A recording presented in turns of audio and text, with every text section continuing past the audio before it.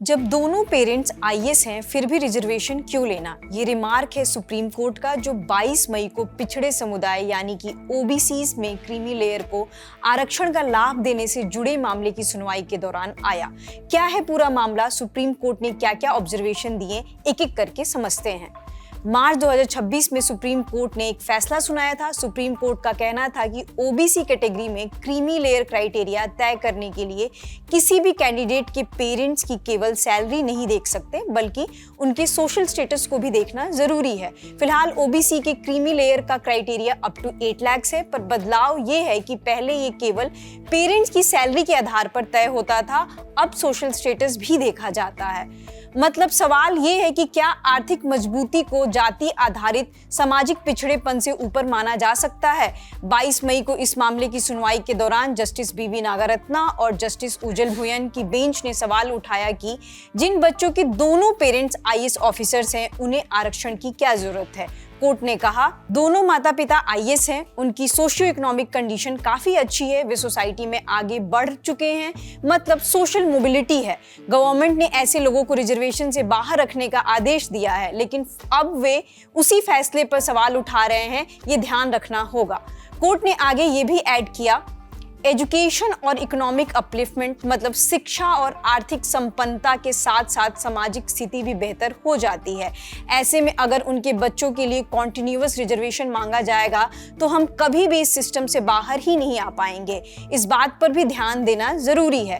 इस मामले को लेकर पहुंचे एडवोकेट शशांक रत्नू ने कहा कि जिन लोगों को रिजर्वेशन से बाहर किया गया है, उन्हें केवल सैलरी की वजह से नहीं, बल्कि उनके सोशल स्टेटस की वजह से भी बाहर रखा गया है। एडवोकेट शशांक ने कहा कि इस मामले की गहराई से जांच होनी चाहिए और ईडब्ल्यूएस मतलब इकोनॉमिकली वीकर सेक्शन और क्रीमी लेयर में डिफरेंस जरूर होना चाहिए। इस पर जस्टिस बीवी नागारत्ना ने कहा कि ईडब्ल्यूएस में सोशल बैकवर्डनेस नहीं होता, उस कैटेगरी में सिर्फ इकोनॉमिक बैकवर्डनेस होता है। इस बात पर एडवोकेट शशांक ने फिर से आर्ग्यू किया कि क्रीमी लेयर का क्राइटेरिया ईडब्ल्यूएस के मुकाबले लिबरल होना चाहिए। अगर हम दोनों कैटेगरीज को एक जैसा ट्रीट करेंगे तो फर्क ही क्या रह जाएगा दोनों में।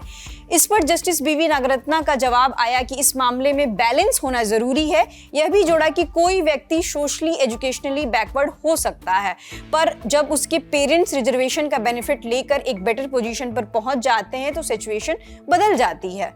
आगे सुप्रीम कोर्ट ने इस मामले से जुड़े जितने भी पिटीशन आए हैं उस पर नोटिस जारी कर कंसर्न पार्टी से जवाब मांगा है। कुल मिलाकर सुप्रीम कोर्ट का कहना है कि यदि ओबीसी समुदाय का कोई व्यक्ति आरक्षण का लाभ लेकर एजुकेशनली और इकोनॉमिकली फॉरवर्ड हो जाता है तो उसके लिए सोशल कंडीशंस बदल जाते हैं। जैसा कि हमने बताया कि पूरा मामला ओबीसी के क्रीमी लेयर से जुड़ा हुआ है। इस मामले में 1992 का फेमस इंदिरा स्वानी जजमेंट आपको याद ही होगा। उस फैसले में सुप्रीम कोर्ट ने ओबीसीज के लिए 27% रिजर्वेशन को सही माना था, पर उसमें एक कंडीशन लगाया था कि इस 27% वाले दायरे में क्रीमी लेयर नहीं आएंगे, मतलब ऐसे परिवार जो इकोनॉमिकली और सोशली अपलिफ्ट हो चुके हैं। इस मामले पर आप क्या सोचते हैं, आप अपनी राय हमें कमेंट सेक्शन में बता सकते हैं। ये खबर अगर आपको यूजफुल लगी हो तो चैनल को लाइक, शेयर एंड सब्सक्राइब करें।